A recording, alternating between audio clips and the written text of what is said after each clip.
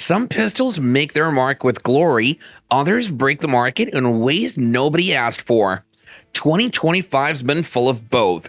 Dealers couldn't keep some models on shelves, while others tanked harder than a bad rodeo ride, and somehow both ended up shaking the game.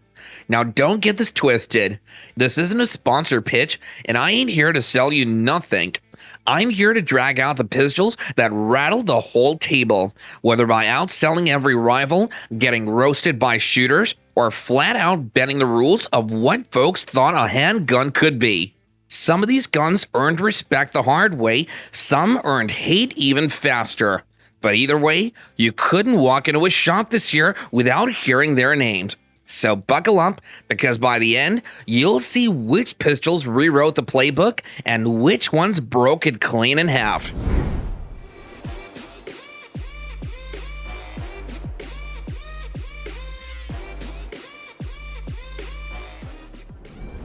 Let's not pretend the Glock 17 just showed up in 2025 out of nowhere.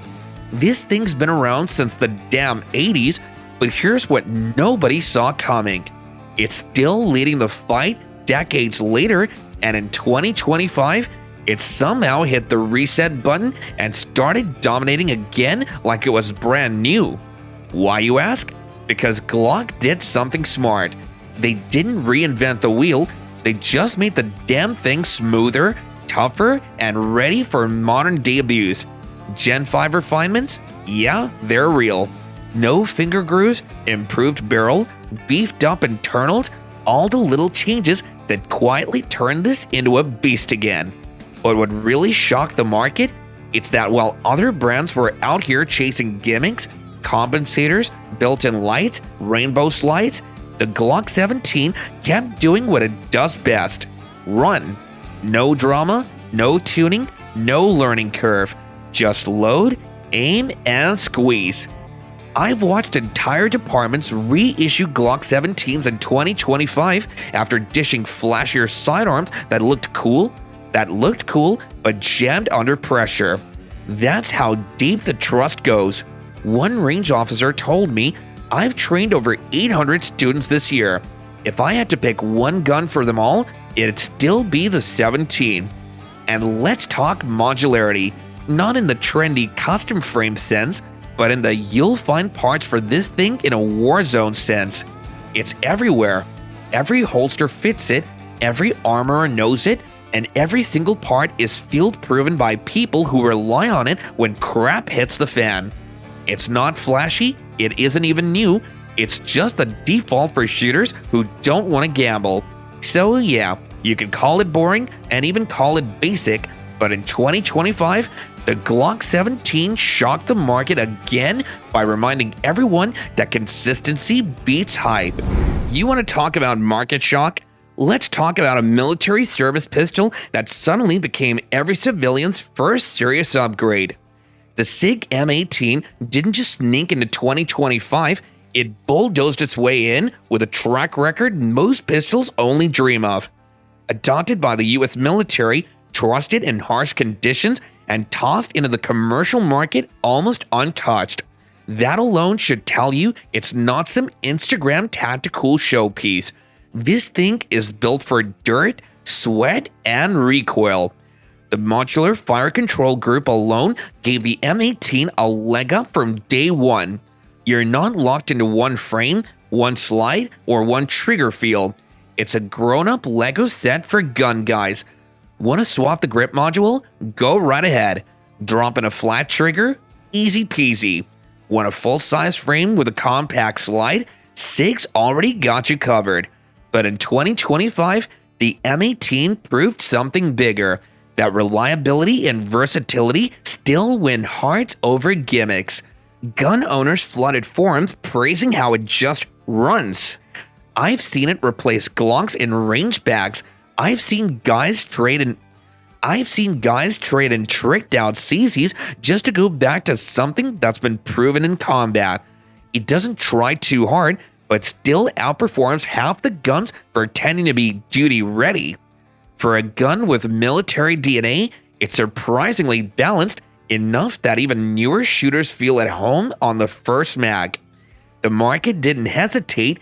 It backed the M18, and that faith made it one of 2025's most dominant full-size firearms. The Hellcat Pro didn't just show up in 2025, it walked in like it owned the damn place. This wasn't Springfield's first rodeo, but they knew exactly what they were doing with the Pro version. It wasn't just a slightly stretched Hellcat, it was a straight-up flex to the entire micro-compact market.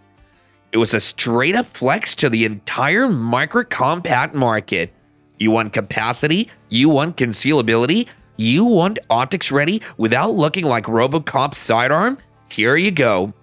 It's got 15+1 rounds in a frame that somehow disappears under a t-shirt. The grip texture is just aggressive enough to lock in without chewing your side up. The slight serrations actually bite when you need them, and that OSP cut? It's ready for a red dot out of the damn box. No adapter plates, no stupid milling. Just mount and go. But here's what really shook things up. People who used to carry SIGs and Glocks, people who swore they'd never touch Springfield, started giving this gun a chance and then never went back. One guy at a course I attended, a former MP and a diehard Glock guy, tried mine for a couple of drills. By lunch, he was on his phone ordering one. That's the kind of shift we're talking about right now. Springfield didn't just make a decent gun, they made one that converted believers. Gun Shop couldn't keep the Hellcat Pro OSP on the shelves, and YouTube reviewers weren't paid to hype it. They were genuinely confused how this thing just worked. It shot flatter than expected, cycled clean, and fit damn near everyone's hands. In a year where every brand tried to scream louder, the Hellcat Pro just performed and the market listened. If the gun market had a blacklist for brands that don't belong, Kimber would have been stamped at the top when they dropped the R7 Mako. Nobody expected this.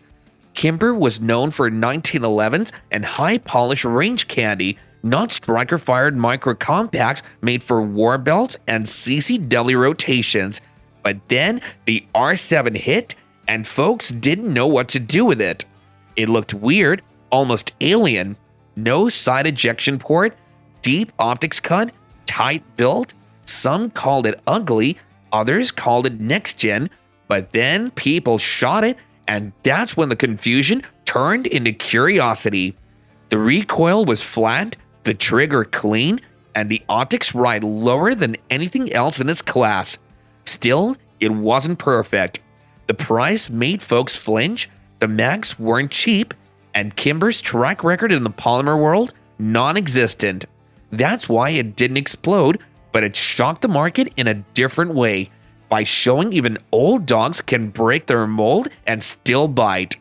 It didn't dominate 2025, but it sure kicked open a door nobody thought Kimber would ever touch. Italian mafia in the firearms world, but does it dominate 2025 in the US? When someone says Beretta, you either think military M9s or Grandpa's old 92 FS. Nobody really expects Beretta to come out swinging with a modern striker-fired pistol that actually scares the polymer giants. But the APX A1 full-size?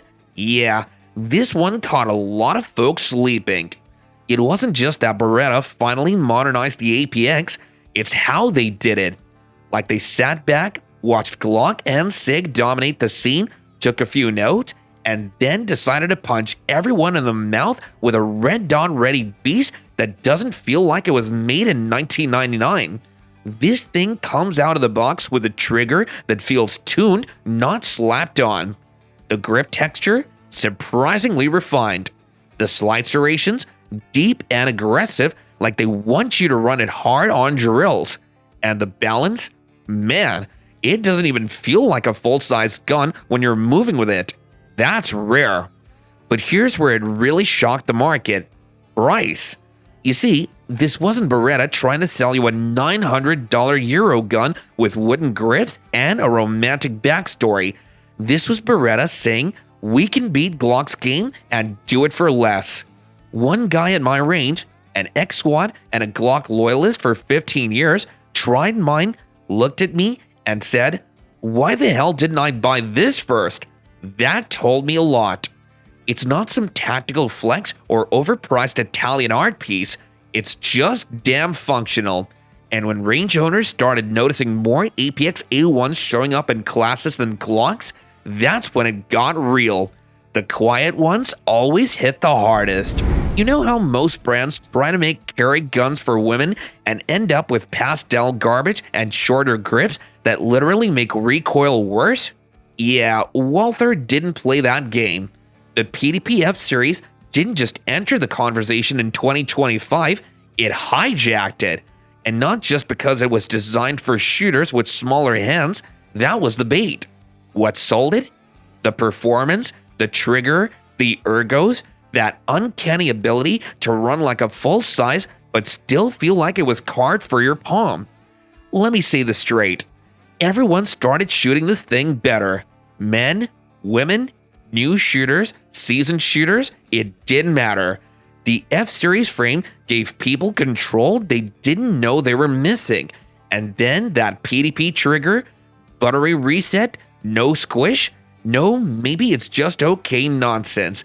This thing snaps, clean, predictable every single time.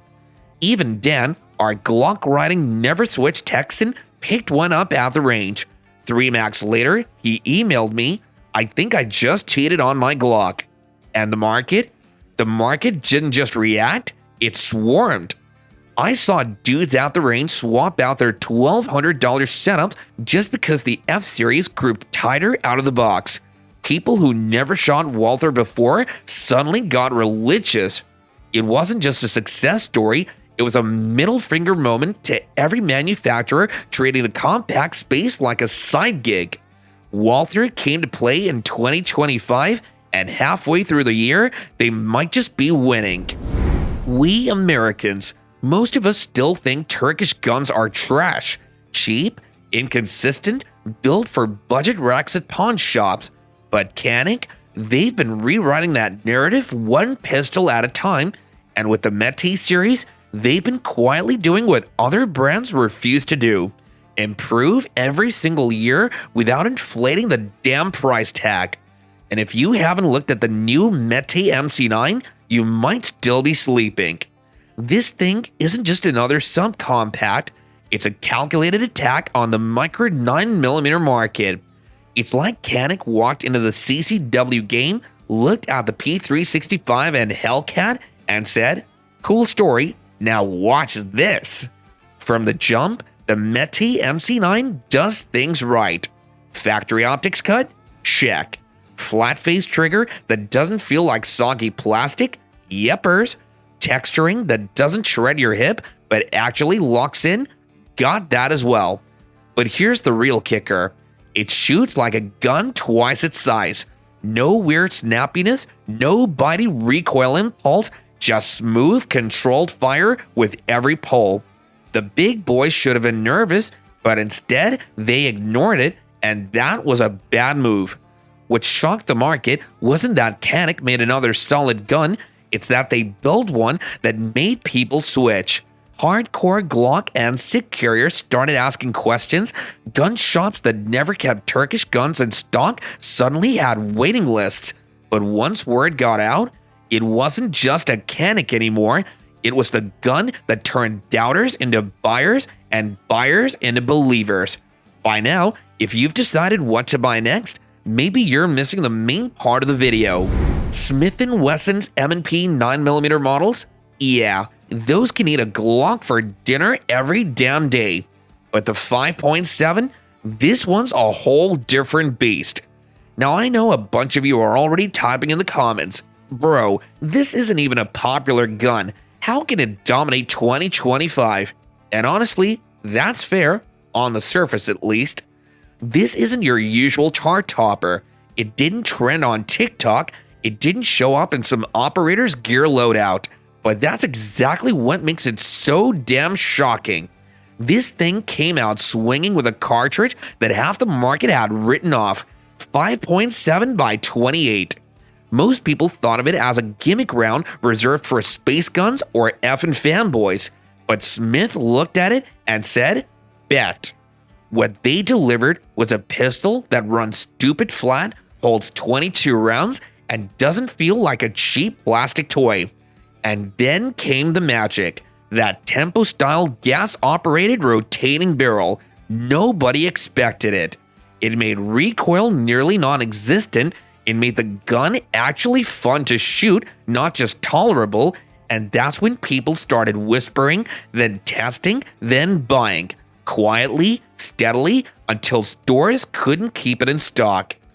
I ran into a guy in Oklahoma, a retired cop, Glock guy for 20 years, tried the M&P 5.7 once, then bought two. Told me it's like a rifle without the paperwork. That's the vibe this gun gave off. It didn't ask for attention, it earned it. And that kind of ground-up word-of-the-mouth domination, that's way scarier to competitors than some overproduced marketing campaign. This was them reminding the industry that can still surprise the hell out of us.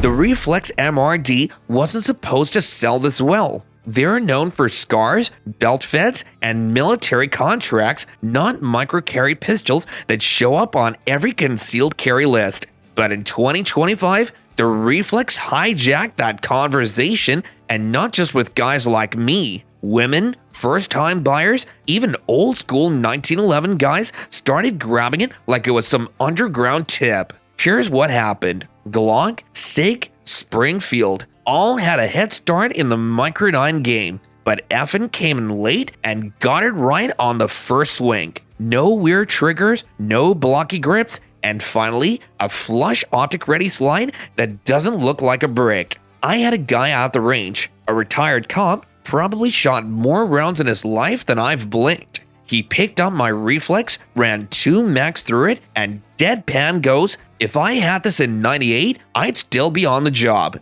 The MRD isn't catchy, but it's freakishly refined. The grip texture is just enough. The trigger is miles better than most carry guns, and it eats every hollow point I threw at it, even that cheap steel case trash that made my buddy's Hellcat choke. So how did it shock the market? Pretty simple. It actually delivered what most micro compacts just promise in marketing. Effin' showed up late, said nothing, and dropped a carry gun that embarrassed the veterans. And you can find a used model for around $360. Let's just say this pistol didn't arrive, it crashed the party and made everyone else look old.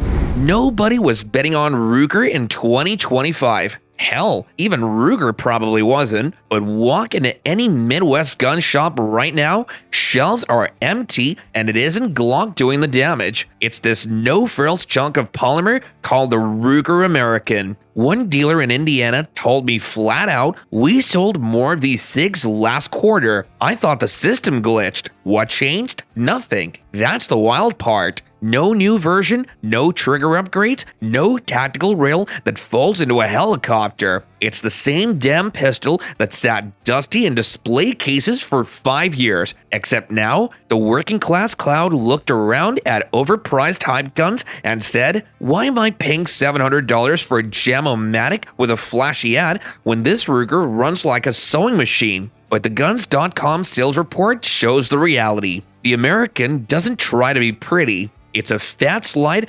grip-heavy, rough-around-the-edges tool, but that's the appeal. It feels like it was made to be dropped in the dirt and still hit center mass. No slick marketing, just 17 rounds, reliable function, and a trigger that's shockingly crisp for a gun nobody gave a damn about last year. Even I ignored this gun until I watched a rental unit eat 1,200 rounds in 3 weeks and never choke. No lubing, no cleaning, just pure abuse. But if you want a full-size pistol that's built like a crowbar and runs like a diesel, the Ruger American just showed the market it isn't dead.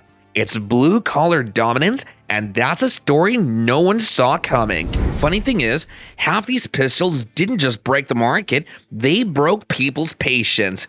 Some dealers laughed all the way to the bank, some shooters cursed they'd ever laid down cash. That's the split. And I know damn well half of you are going to call me blind in the comments, and the other half will swear I nailed it. Good. That's the fight I want to see. I'm Steve, and if this list lit a fire under you, wait till you see the next one. It'll burn even hotter.